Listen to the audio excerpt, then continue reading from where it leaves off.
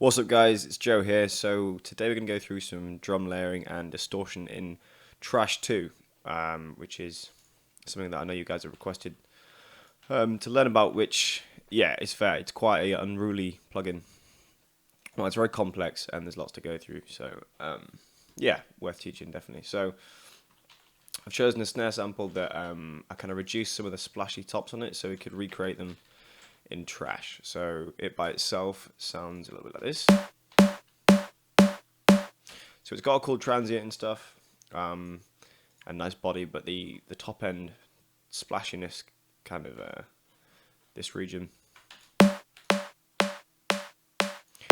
dies away really quickly. So that, yeah, the tops are kind of only exist for a very short amount of time.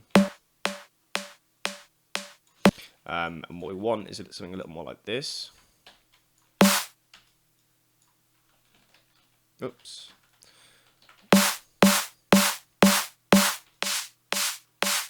Where you can hear that high end exists for a lot longer.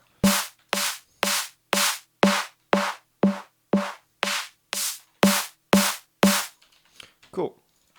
So how I went about that was I created a copy of the original sound, which has been processed by Trash, but that by itself is just, oh no, sorry, that's the white noise layer. So this one is literally just a copy of it. I routed them both to group 1, so they're both kind of being processed by this chain. So if I bypass all the stuff, we're going to have... So that's our original sound, and I put in a white noise layer to create some tops that we're going to layer with the original and distort together. So if we just distorted that, I'll show you what it sounds like. Which is okay, but with some more white noise, it kind of pushes the top through. So the process that's going on here, we'll start bypassing stuff and bring them in one by one. So the first thing to do is the Trash 2 bit, really. So I've gone to the faulty setting here. So as you open up Trash, there's loads of different distortion types. I went for faulty and then faulty transistor, I believe. So straight away that's creating quite a lot of cool tops when layered with Trash. Sorry, with the white noise there. But so I generally bring the drive down and start pushing things up and hear what's changing. So my biggest issue with what's happening there is that we still have the resonant low end part of the snare.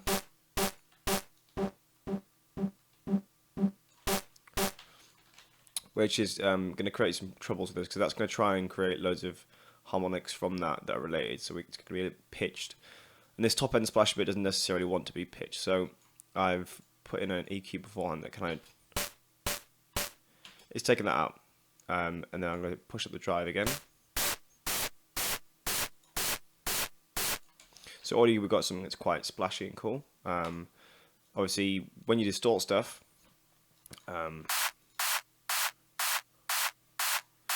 you create loads of harmonics. That's kind of what distortion is. When you do that, when it gets past a certain point, depending on where your sample rate ends, half of the sample rate is called a Nyquist frequency, which is kind of where stuff starts to fold over again. So when we're creating all these extra harmonics, so without it, it's this. Then we distort it and we create all these extra harmonics. When they get past a certain point in the digital realm, it folds back over and you start to introduce all this low end stuff again. So if we take this off, you can see that everything before, well, it's kind of folding over back into this low end region, and we're getting all this rumble.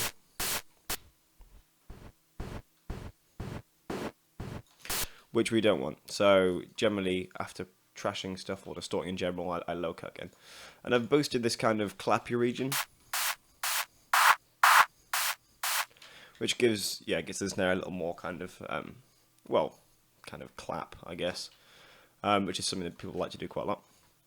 And then I've excited it, so I kind of just boosted these top 2 regions, and then run through all the different kind of algorithms to try and find out which one sounded best.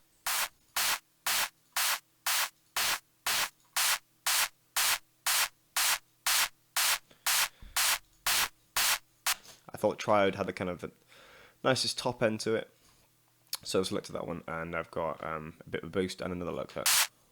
Because again, exciting is just more distortion, so there might be more rumble, as you can see there. So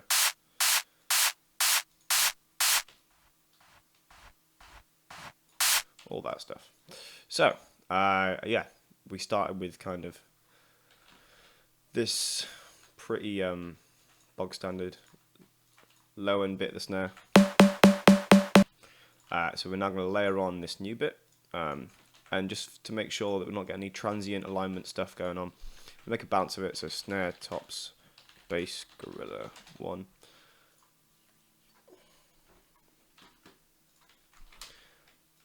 I'm going to start blending that with the original sound and see what it sounds like. So, and as I said, we bounced it out so that we can make sure this transient bit here isn't going to be conflicting with any noise here. So maybe chop it off a little bit, and then yeah, fade that guy in.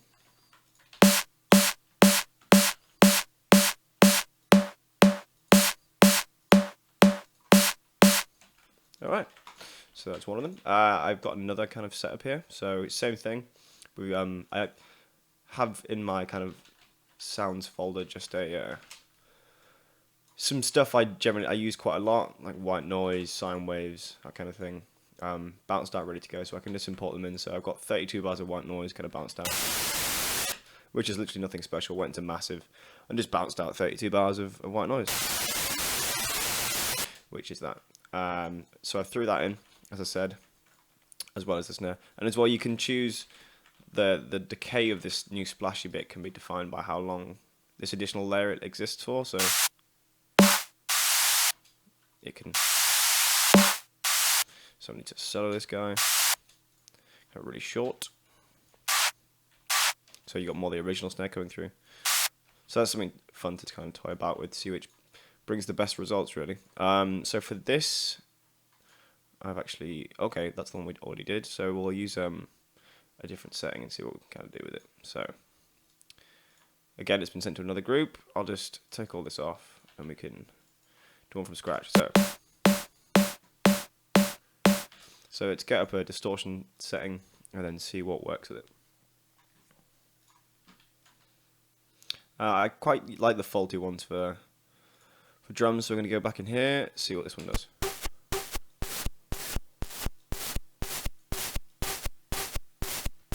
So same problem as last time really, we've got the resonant bits coming through a little too much. That sounds quite cool actually, but not really a drum sound I wouldn't say, so let's get rid of that one.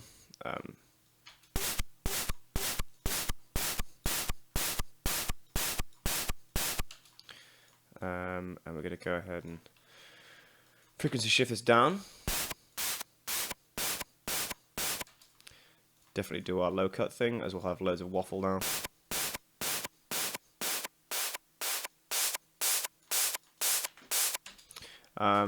And yeah, okay, we could bounce that out. Snare top space gorilla 2, and we'll do some more trash stuff to it once bounced. So create some channels over here. Get this new sample in. So kind of what we're working with. This this M bit doesn't sound very real, I guess. So I'm gonna kind of taper that off. That sounds pretty cool. Let's get some more length on it. So I've got a chorus plugin here, which can get some width, and it's going to play all the. So it's creating 8 versions of it, and then all these various parameters going to change that a little bit. I'm going to have them delayed and starting at different times. Just bounce that out.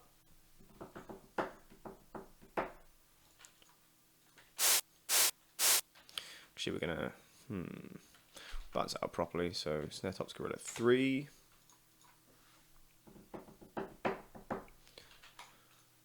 Okay.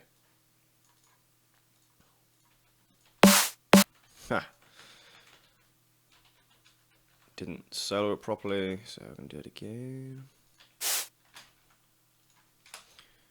Yeah, so if I bounce that in place there, the issue was that it only exports audio up until this sample ends. And we've actually created more decay with this plugin here, so it was getting cut off earlier than it needed to.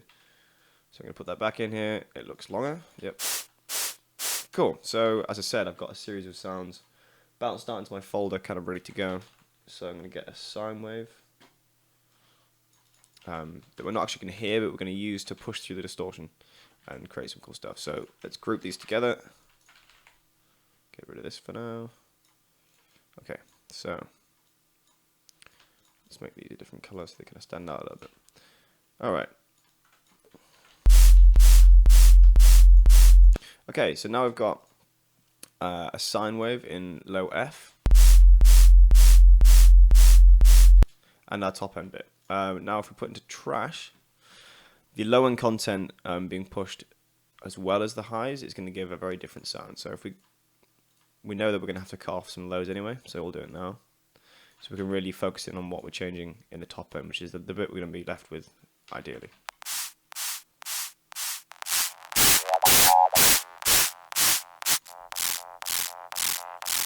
You're getting this kind of saw wavy ribbed kind of thing going on. Obviously we're low cutting it, so we're getting rid of all this stuff. Now the speed of that ribbed kind of saw wavy bit is going to be defined by the pitch of the sine wave, because it's oscillating at that frequency basically, and it's creating harmonics through the distortion kind of all the way up. So if we get rid of the low cut a little bit here, we'll be able to see that it's creating harmonically related frequency, harmonics all the way up the spectrum. So yeah, the speed of that kind of tremolo effect is defined by the pitch of this sine wave. So if we gonna make sure it's long enough that we pitch it up, it'll get smaller. So let's pitch it up by 16 semitones. And have it be shorter.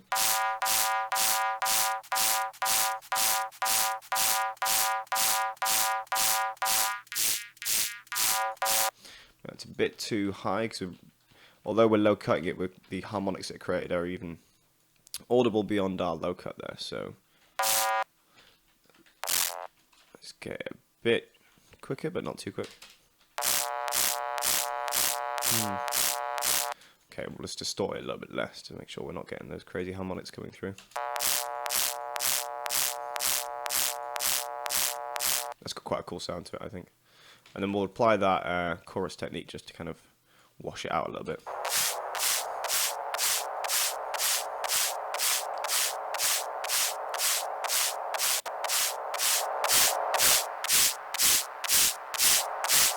Cool, so if we bounce that out now, we can get rid of the decay end of it. Is kind of sounding a little bit too pitched and weird, so we're going to make sure we cut that out.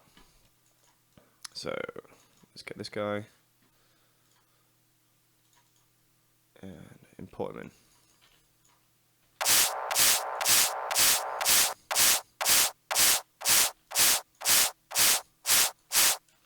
Let's pitch the whole thing up a little bit.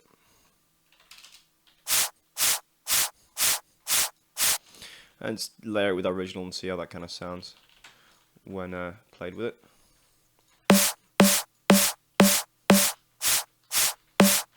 Pitch it back down maybe. Don't quite like that. Yeah, so you've got loads of different options there. Maybe layer it with that one as well. Maybe this wide one. Let's do that a little better.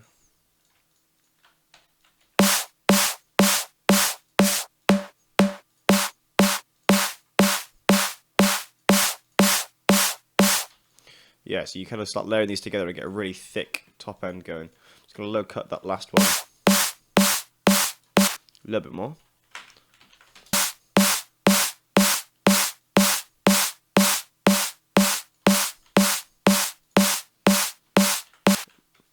Cool, so there you have it, a bit of snare top end layering. Next we'll do some kick stuff. What's up, guys? So we did some snare layering through Trash 2, and now I'm gonna do some bass drum and hi-hat stuff, and then we're gonna like take a beat and run it through Trash, so we can have like a backing layer to a break with some Trash 2 distortion stuff going on. Okay, so first thing to do is get a kick and a hi-hat. So it's gonna bring in one I did earlier. So he sounds like that. Let's set up our master chain, which is always kind of the same thing. So the master chain, here we go. So it's a Pro L with that and span. Okay, so that's our settings. Okay, so I'm going to open up battery. In fact, I have one already. And we're going to search through some sounds, find something we like. These are quite cool, but none of them really got any top end on them.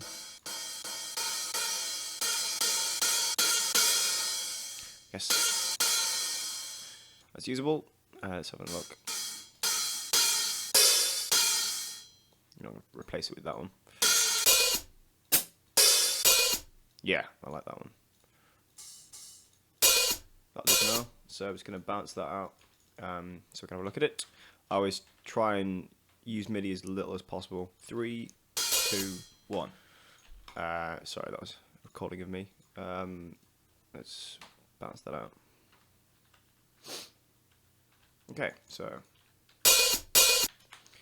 we've got that and the kick. Let's color them so we can work out which one's which. So that's our hat, and this one will be our kick.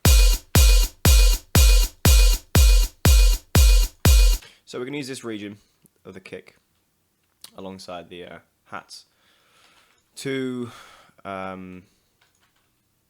push through Trash together and create some really gritty top end. I'm just going to save this project, BG kick Trash 2.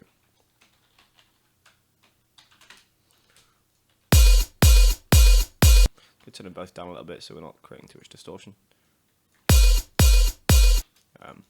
Well, unintentional distortion anyway.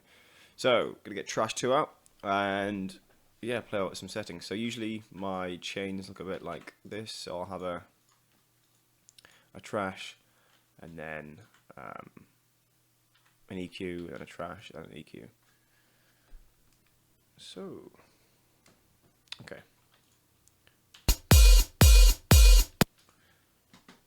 So let's try some various settings.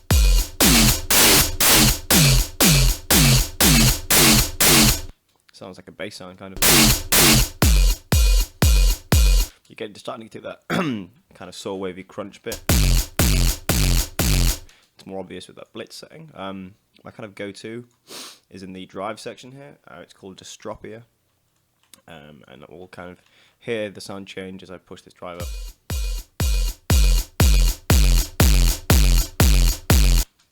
It's pretty badass, really. And the amount of low end drastically changes the sound that Trash creates. Obviously, with all this, the mids and lows kind of get a bit ruined by the distortion, but it's the top end that we're interested in. So we're going to send this group to group 2, purely because Cubase only allows for, I think it's 8 plugins, whilst sending it to another group gives us another rate, and we can kind of keep on layering without any worries about running out of plugin slots. So as I said, this low end is a bit too pushed, and the mids are the same. So we don't really want any of that. So we're going to put later down the chain a low cut. It'll help us focus in on what the bit that we're going to keep. So there's not really much point listening to that low end if we're just going to cut it out anyway. So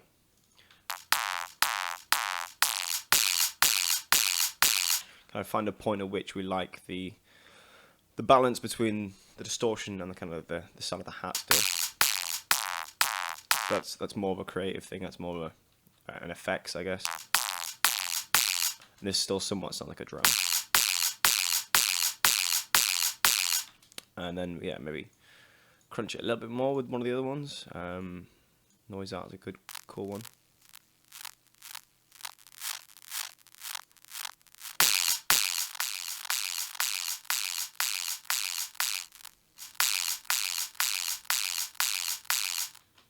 Alright, so let's get that bounced down. In fact, I'll remove the low cut a bit lower, just because you can't add in the frequencies you've got rid of, but you can always cut them. So, okay, so B, G, kick, dist 1.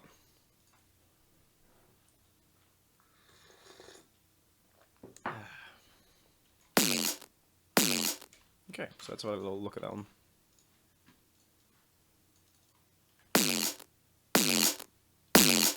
Yeah, it sounded pretty cool. So yeah, you'd layer that on top of the original kick. In my tunes, I have a lot, certainly with the more aggressive styles of music.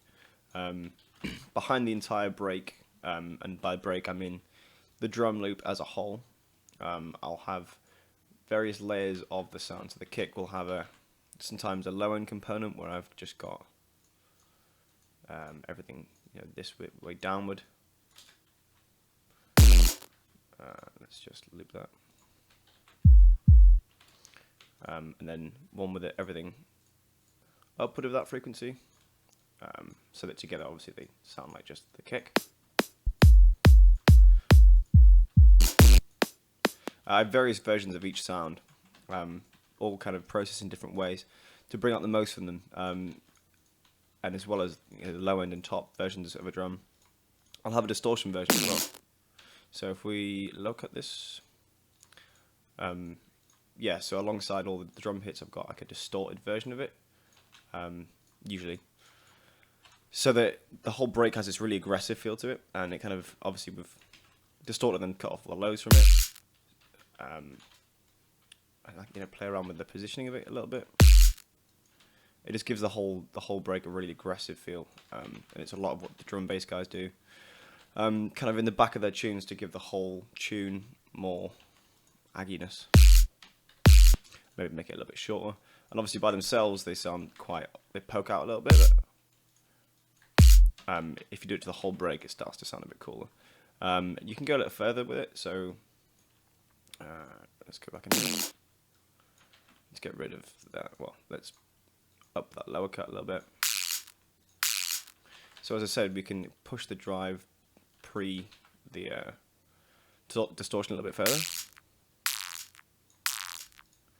Yeah, quite a cool little effect. So we're gonna compress the output quite a lot. So post the low cut, we're gonna compress the signal and try to get the most out of it. So now afterwards, the second thing, the noise art bit of the sound is getting pushed up a little bit more. Might want to push it a little bit further, maybe. So this is less drum distortion. It is drum distortion, but this is more kind of effects now. So if I potentially pitch down the kick drum, we're going to get a different sound again. Sounds pretty cool.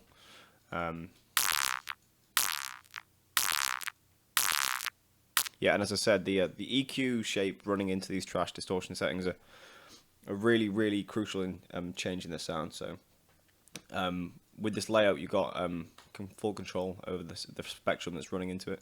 So yeah, it's really useful to kind of play around with that and see what you can get. So often changing the amount of low end going into a sound can do a lot. Sometimes removing the mid range will drastically change it. So I prefer it with it in. So let's make a bounce of that. Just 2. Now, yeah, when creating these crunchy things, often putting a vocoder at the end of the chain or midway through it can be pretty cool. I've just got the demo of vocodecs here. Take off the minimum time, sorry. It allows for quicker attack and release settings.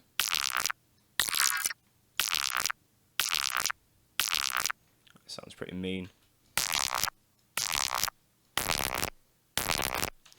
So these are the kind of sounds that I have in the back of my mixes, on top of the drums and stuff, making everything sound a little more aggy. Whew. Okay, so let's bounce it out.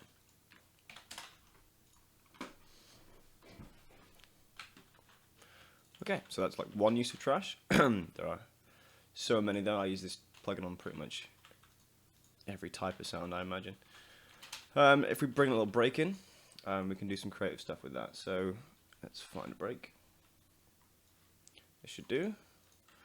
Make the tempo 172, and let's loop these guys.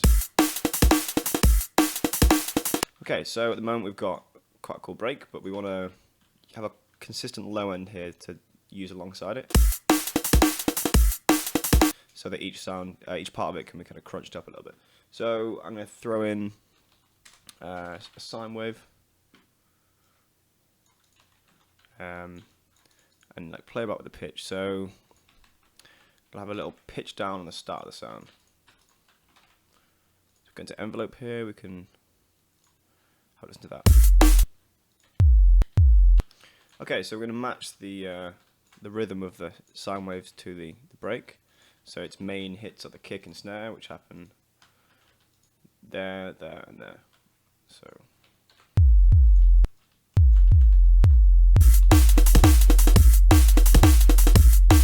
Okay, so like last time, I'm going to group them together and put trash on it. So got the break in blue and the sine in yellow. Okay, so that's our low end and that's our tops, basically. Okay, so let's put a trash through them. Let's get up the same chain as last time. So EQ trash, EQ trash. And obviously it doesn't have to be just two, you can do it as many times as you want, really. Okay, so let's have a listen. Get our distropper up again.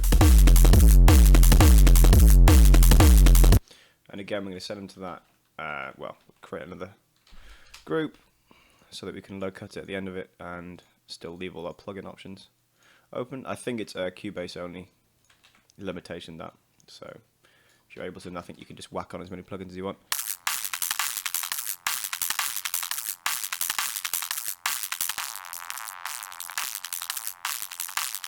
Okay, so let's maybe play about with the pitch of these two. So if we go into this Cubase, this is just that pitching tool. So I'm going to bring it down by 5 semitones, and the kind of ribness is going to go lower in pitch and slower for these two sections here.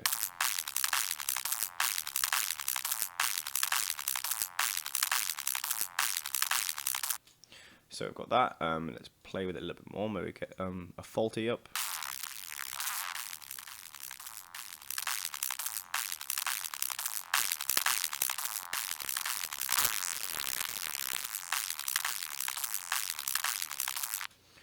A little less low, maybe.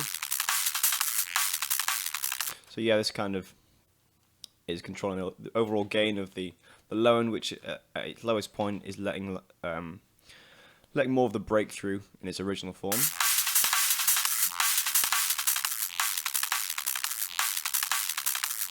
So that feels like a nice midpoint between the two. So that's something you could, layer behind the whole break. So if we branch this out now, we've got Bass Gorilla break dist. And as I'm going through and doing these kind of processing, I'll bounce out various iterations of the sound so that when it comes to the music writing process, you can you have more options to play with. So let's get the break. Let's put it over here. And then let's drag in our new one. So we'll just start bringing this up and feeding it into the original and see what it sounds like.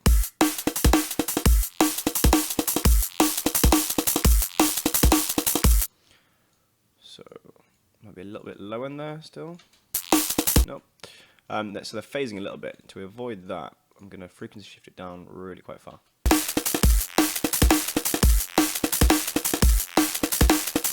So you can hear before there's a little bit of phase disalignment. I don't know what you call that. You've got stuff kind of being cut out that you don't want to. So if I frequency shift it down, because it's not anything pitched, you can kind of be quite aggressive with that. And then maybe excite it back up again. So let's get Ozones out, which is my kind of go-to exciter. Triode mode generally is the one I keep it on, and yeah, really go to town on these guys. So it's got this break, and then really kind of distorted version of it that we've EQ'd separately. Gives the whole break this really aggressive feel. And you know, this is a very quick explanation and version of that you can really go to town. I've got loads of in my sounds folder here. If I type in crunch, you can see I've got just loads and loads and loads of them ready to go, so I can just put them behind my breaks and stuff.